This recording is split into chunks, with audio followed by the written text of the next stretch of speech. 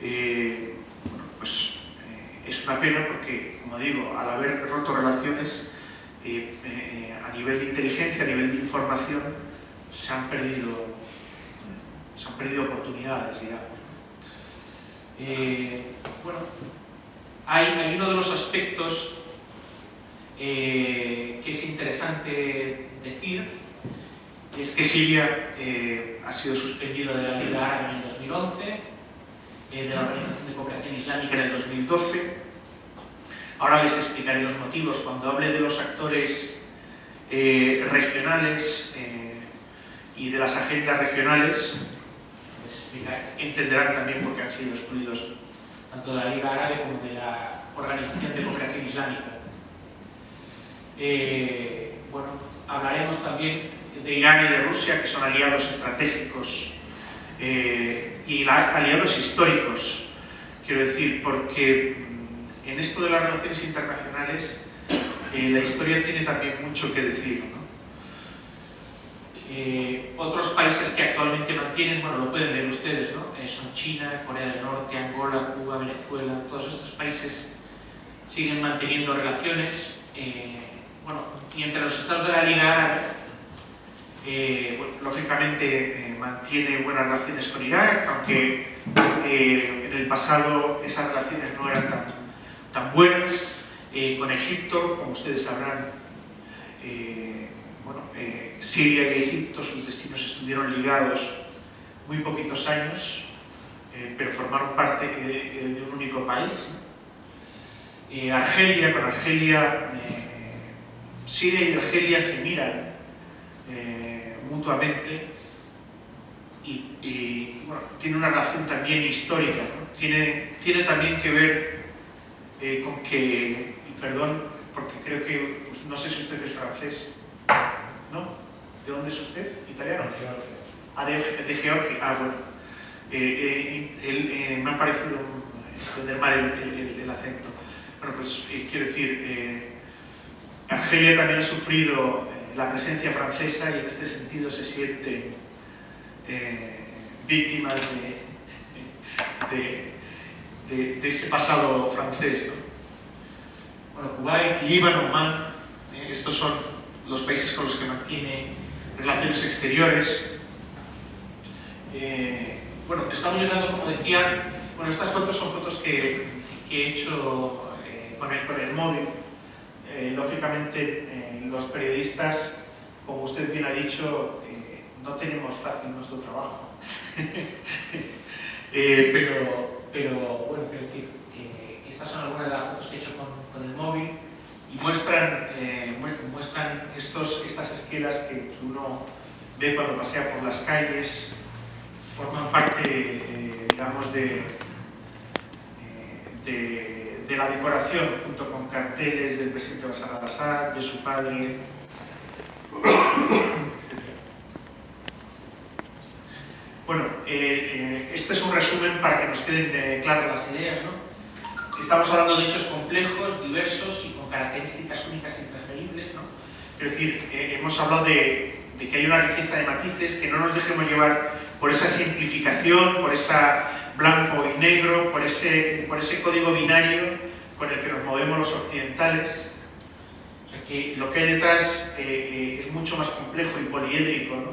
Que una primavera árabe en la que hay un dictador muy malo, que quiere ser derrocado porque se buscan bueno, pues, unos derechos, etc. No, lo que hay detrás, como ya he ido explicando, bueno, pues es un deseo de redefinir, por ejemplo, las fronteras.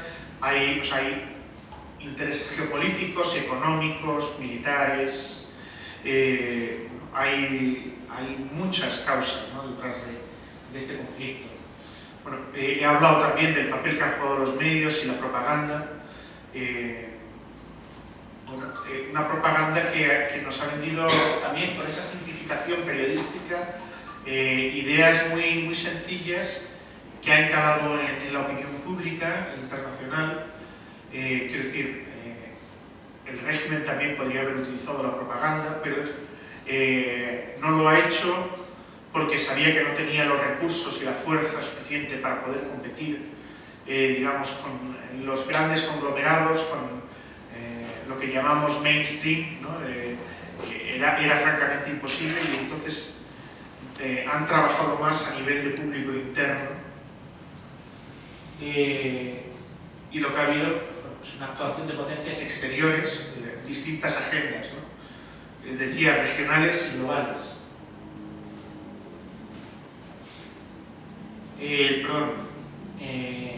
También había contado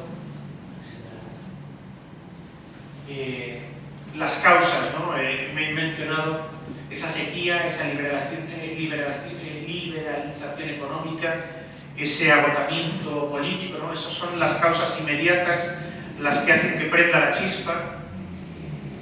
Pero también hay otras causas remotas a las que también he mencionado, sobre las causas,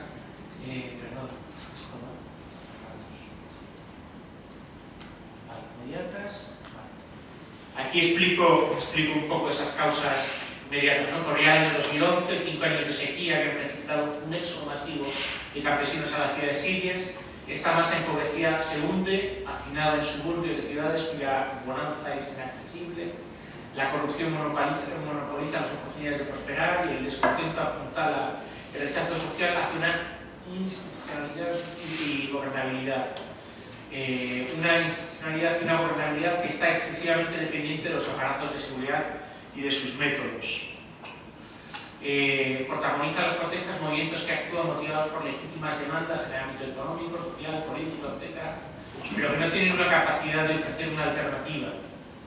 Y finalmente, como les decía, ese lugar lo terminan por utilizar los islamistas, que sí articulan una opción consistente de gobierno, pero lo hacen favorecidos por potencias externas que aprovechan ese movimiento para hacer avanzar sus agendas regionales. Y no se trata solo del islam político, sino también del yihadismo puro y duro. Aprovechan ese espacio de descontento, instrumentalizan esas manifestaciones, como decía, legítimas, para llevar, digamos, el agua a su molino.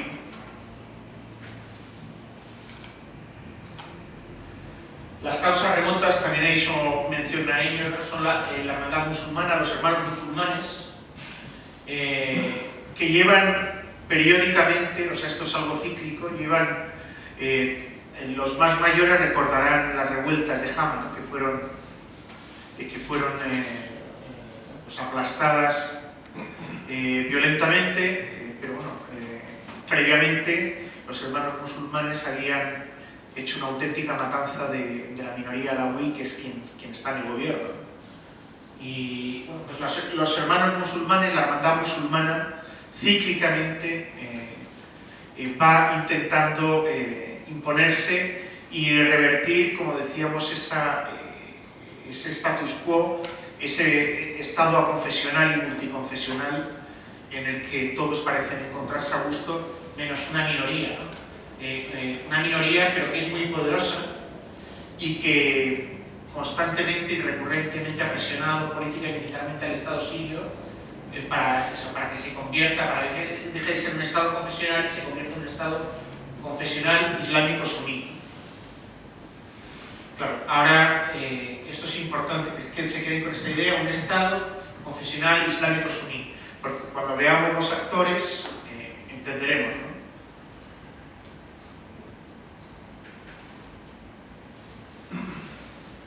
Personalmente, y esta es la tesis que sostengo, es que la clave de origen de esta guerra es la confesionalidad. En Siria la sociedad ha desarrollado con el paso de los siglos comportamientos multiconfesionales. Los musulmanes celebran Navidad y los cristianos celebran determinadas fiestas musulmanas. Hay rezos y espacios de culto religioso que son compartidos, empezando por la gran mezquita omeya de Damasco, donde se venera la cabeza de San Juan Bautista, en un santuario dentro de la propia mezquita impresionante, y donde van a rezar tanto musulmanes como cristianos. Para el pueblo musulmán también Juan Bautista es un personaje reconocido. Compatibilizar esta sociedad multiconfesional con el sector conservador que desea un Estado confesional es el dilema permanente de Siria. Y este es el gran desafío, el gran reto al que se enfrentan pues los gobernantes, las autoridades sirias, cuando termine el conflicto bélico puramente dicho. Hay un hecho que quizás es desconocido por la gran mayoría, y es que una de las carteras que más peso tienen actualmente en el gobierno actual en Siria es la del Ministro para la Reconciliación Nacional. El Ministro para la Reconciliación Nacional, dicho sea de paso, es miembro de un partido opositor aceptado por el Baas. El ministro se llama Ali Haidar, y está trabajando en todo el tema de la amnistía, está trabajando en todo el tema de la reconciliación. A mí, por cierto, es un político cristiano. Bueno, otro dato bastante interesante, ustedes lo sabrán también, el actual presidente del Parlamento sirio es un abogado cristiano. Es decir, son ideas que vienen a reforzar esta tesis de la importancia del multiconfesionalismo en Siria, ¿no? Que es un multiconfesionalismo real. No importa el hecho de que sean cristianos, musulmanes, quiero decir, son ciudadanos sirios capacitados, que pueden asumir el liderazgo. Por cierto, durante el conflicto ha habido 3 crisis de gobierno, y ha habido cambios en las distintas carteras porque se ha pedido a los distintos ministerios que hagan una serie de tareas, y quien no cumple está siendo apartado. Si ha habido problemas de corrupción, que era uno de los motivos que crearon esas protestas al principio, han sido apartados. Quiero decir, se está trabajando y se está yendo en esa línea hacia una mayor democratización, una mayor occidentalización, digamos, del país.